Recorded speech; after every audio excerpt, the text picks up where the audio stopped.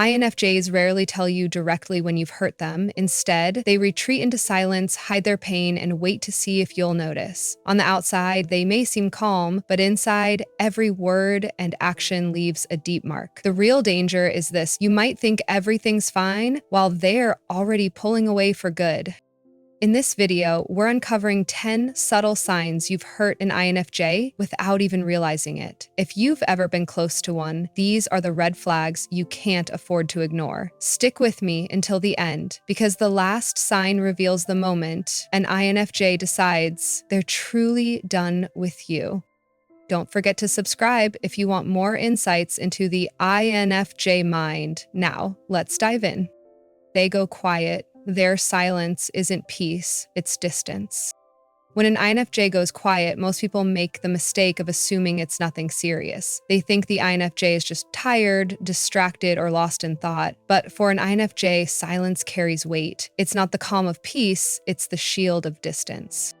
INFJs are natural communicators when they feel safe. They'll share their inner world, offer insights, and make you feel deeply understood. But the moment they sense they've been hurt, dismissed, or taken for granted, their words dry up. The silence that follows is their way of creating emotional space, not to punish you, but to protect themselves. They withdraw to process, to heal, and to decide whether the connection is still worth their energy. Unlike others who may lash out with anger or arguments, INFJs retreat into stillness. On the surface, this might look like nothing at all. They're polite, calm, and composed. But underneath, that silence speaks volumes. It's their way of saying, something broke here, and I don't feel safe enough to let you in anymore. This is why INFJ silence feels so heavy. It isn't just a lack of words. It's the sudden absence of warmth, empathy, and openness that you may have taken for granted. If you're close to an INFJ, you'll notice the difference immediately. Conversations become shorter, their laughter fades, the depth they once gave freely is replaced with surface-level replies. The danger is that by the time you notice their silence, they've already been hurt for a while. INFJs rarely walk away after one mistake. Instead, they collect small wounds quietly until the weight becomes too much. Silence is usually the first and clearest warning sign that something is wrong. If you're lucky enough to catch it early, don't ignore it. Pay attention, ask with genuine care, and most importantly, listen. Because if you dismiss their silence or mistake it for indifference, you might wake up one day and realize that the INFJ who once poured into you has already pulled away for good. Short, surface-level responses. One of the clearest signs you've hurt an INFJ without realizing it is when their conversations suddenly lose depth. Normally, INFJs are known for bringing richness into dialogue. They don't just answer questions, they explore them, they listen intently, connect dots others miss, and respond with layers of thought and empathy. But once an INFJ feels wounded, that natural depth begins to vanish. Instead of engaging with curiosity or offering insight, they start keeping things short. Their responses turn into one-liners, polite but distant. Where there was once warmth and openness, there's now a sense of minimal effort. It's not that they've lost the ability to dive deep, it's that they no longer feel safe enough to give you access to their inner world. This shift is subtle, which is why many people miss it. You might brush it off as them being busy, distracted, or tired. But for an INFJ, shallow responses are rarely accidental. It's their way of creating emotional boundaries without outright confrontation. They're telling you in the quietest way possible, I don't trust you with my depth right now. What makes this so powerful is that INFJs don't give their depth lightly. When they choose to share their inner thoughts, it's a sign of intimacy and trust. Losing that access means you've crossed a line, whether knowingly or not. The danger is that if this stage goes unnoticed, it can lead to complete withdrawal.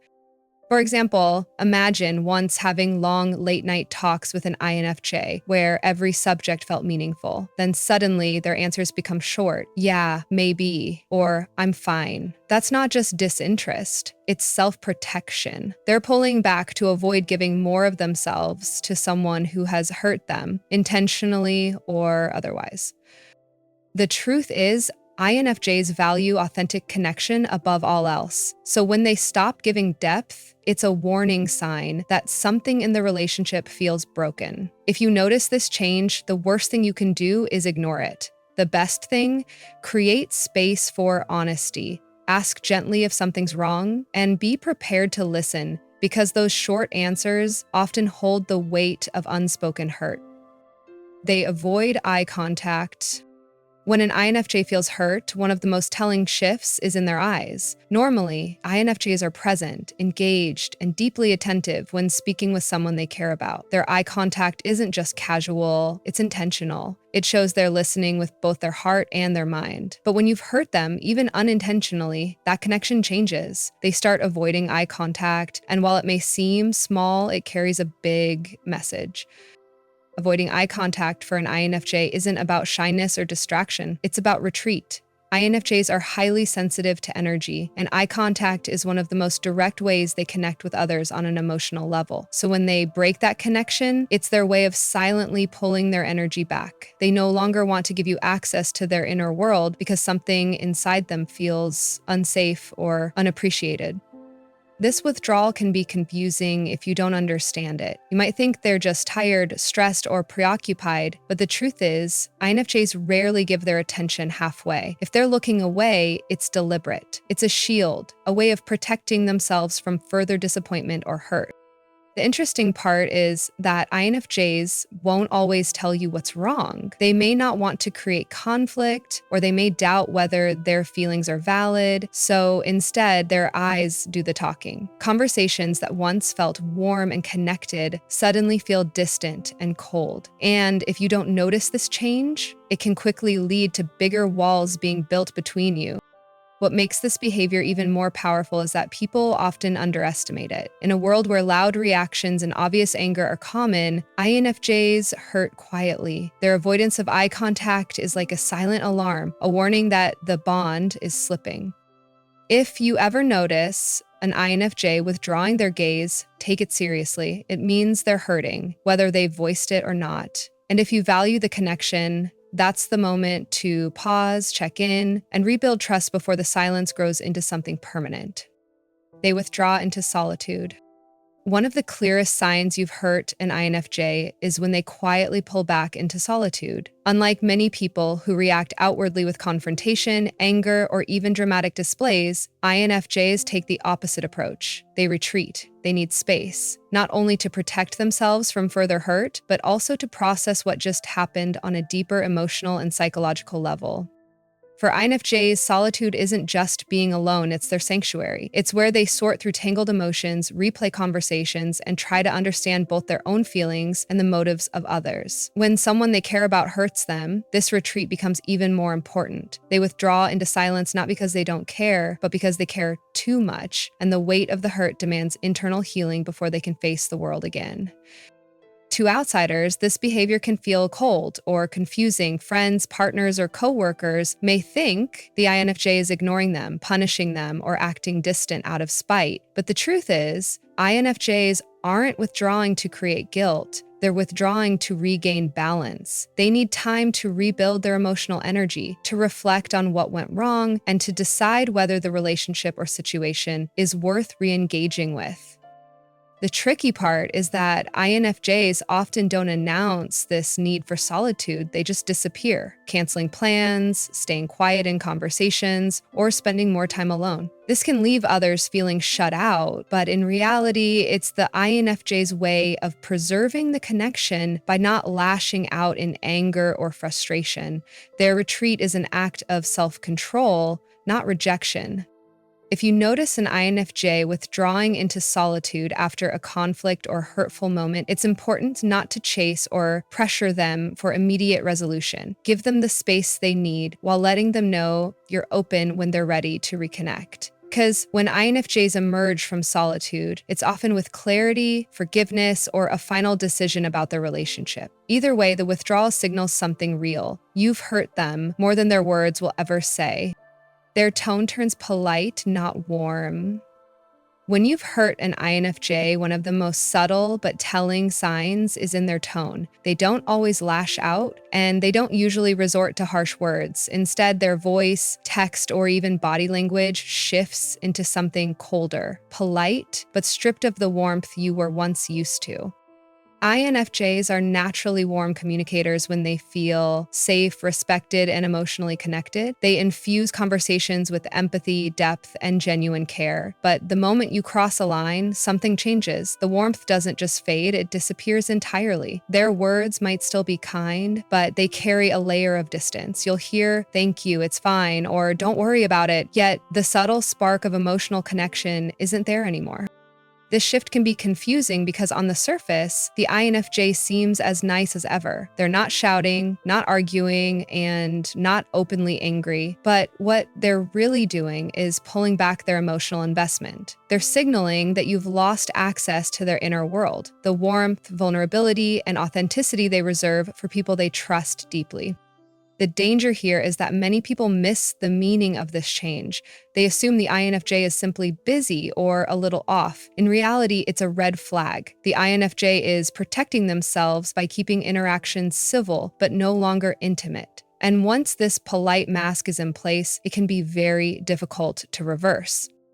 If you notice this shift, don't mistake politeness for forgiveness. INFJs can remain courteous even when they've emotionally checked out. The real sign is the absence of warmth. To repair things, acknowledgement and genuine effort are required, not just glossing over the issue. Otherwise, that polite tone becomes permanent, and it's the INFJ's way of quietly walking away while keeping the peace on the surface.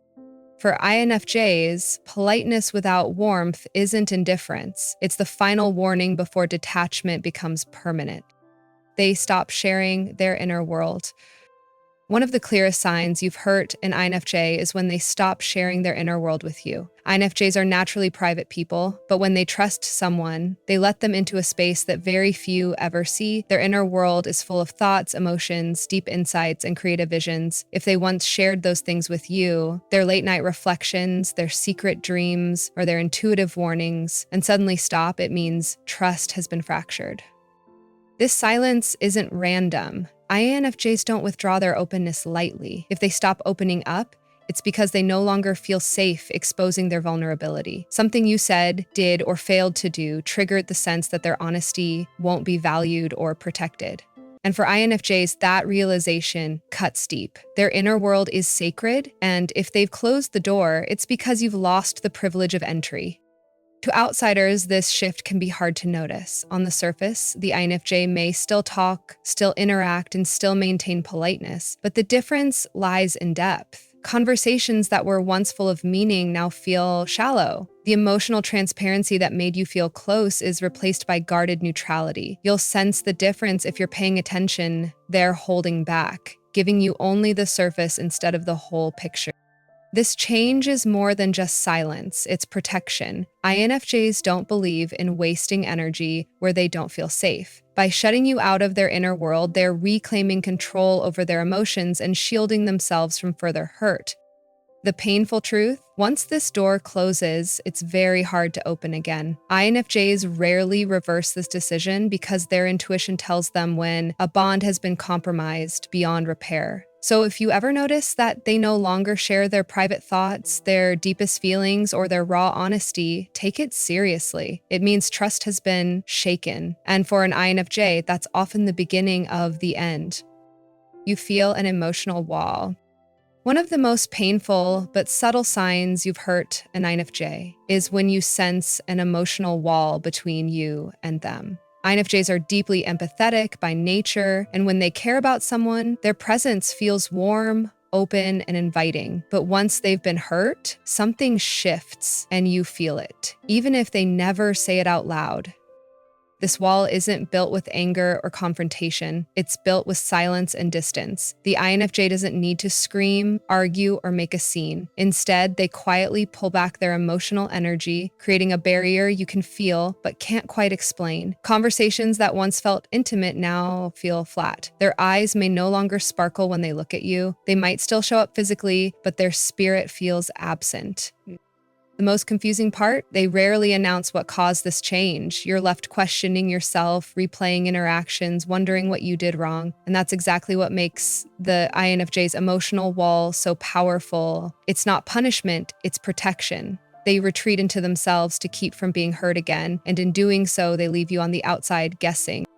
This emotional wall is often a turning point. For an INFJ, detachment doesn't happen overnight. It's the result of repeated disappointments, small betrayals, or feeling unseen one too many times. And when they decide to detach, they do it with quiet finality. Unlike others who may confront or demand resolution, INFJs preserve their energy by creating emotional distance instead of fighting battles they no longer believe are worth it.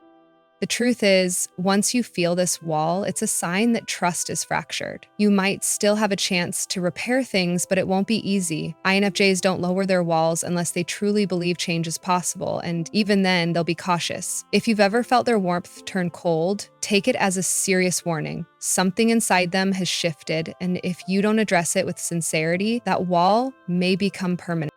They mirror your energy. One of the quietest but most striking signs that you've hurt an INFJ is when they begin mirroring your energy. Unlike other personality types who might argue, lash out, or confront you directly, INFJs take a subtler approach. If you start showing coldness, distance, or indifference, they reflect that energy right back, not as revenge, but as self-protection. This mirroring isn't calculated cruelty, it's instinctive. INFJs absorb emotional atmospheres like sponges. If they feel your warmth, they'll match it with genuine compassion and depth. But if they sense detachment, avoidance, or even hostility, they quietly step into the same frequency. What makes this unsettling is that INFJs usually bring an atmosphere of comfort and openness. When that's replaced by cool politeness or distant indifference, the contrast is undeniable. For the person on the receiving end, it can feel like the INFJ has suddenly changed, but the truth is they're only reflecting back what they've been given. If you withhold emotion, they withhold theirs. If you act dismissive, they respond with the same restraint. This silent mirroring becomes their way of saying, "I've noticed, and I'm adjusting accordingly," without ever speaking the words out loud. The power of this response lies in its subtlety. There's no argument to defend yourself against, no accusations you can deny, just a sudden void where there once was warmth. That absence forces you to feel your own behavior reflected back at you. It creates a quiet discomfort that often lingers longer than a loud confrontation would. What many people don't realize is that this mirroring isn't about punishment. It's the INFJ's way of protecting their emotional core while still holding a mirror to the relationship dynamic. If the other person notices and makes a sincere effort to reconnect, the INFJ may lower their guard. But if not, the mirrored coldness often becomes the first step toward permanent detachment. In the end, INFJs don't need to shout to make their point. Their silence, their withdrawal, and their mirrored energy say more than words ever could. And once you've felt that cold reflection, you'll understand just how deeply your actions affected them. They start setting hard boundaries. One of the clearest signs you've hurt an INFJ, though it may not be obvious at first, is when they begin setting firm boundaries where they once gave freely. INFJs are naturally generous with their time, energy, and empathy. They'll listen endlessly, support you without hesitation, and often go out of their way to meet your needs before their own. But when that generosity is taken for granted or met with betrayal, something inside them shifts.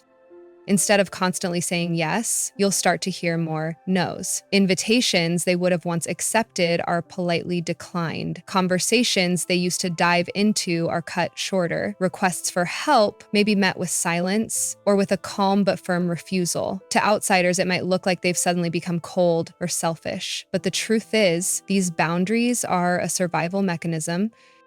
For an INFJ, boundaries are rarely about control, they're about protection. They've realized that giving too much without reciprocity leaves them drained, vulnerable, and hurt. By pulling back and limiting what they share, they're reclaiming their power and preventing further emotional harm. And because INFJs are so deeply empathetic, it takes a lot for them to reach this stage. If they've started saying no where they once said yes, it's a clear sign the relationship has crossed an invisible line.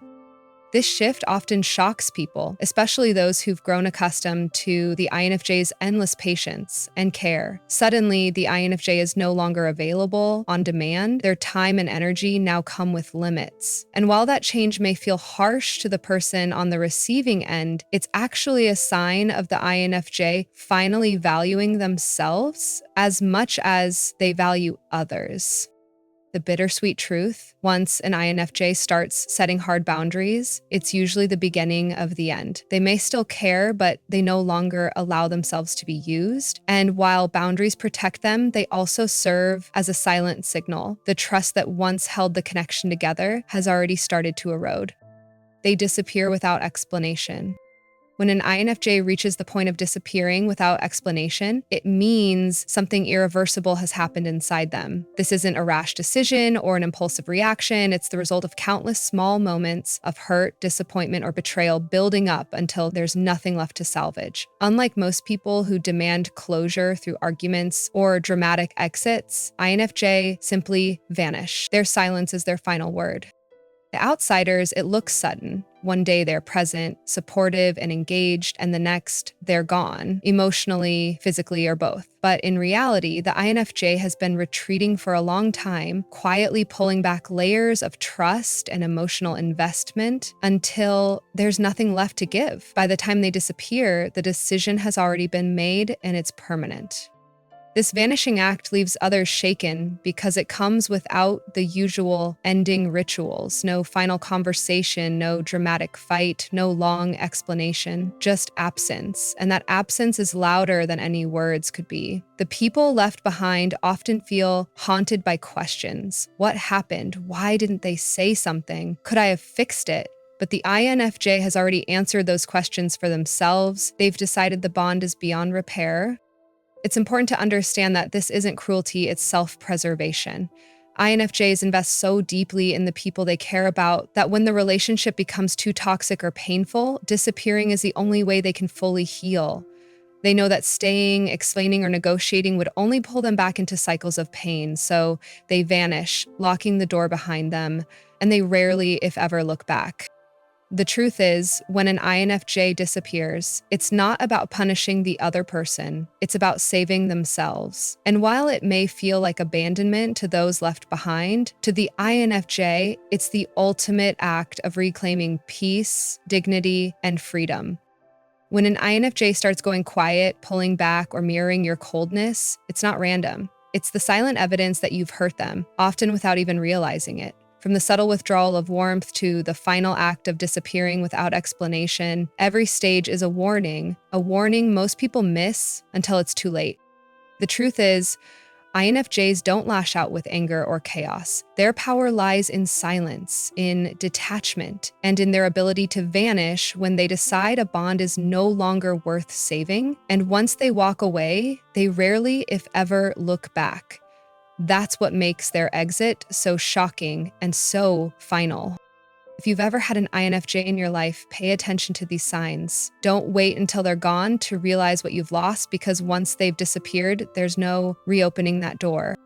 Now, I want to hear from you. Have you ever been on the receiving end of an INFJ's silent withdrawal, or have you been the INFJ who walked away? Share your experience in the comments. Your story might help someone recognize the signs before it's too late.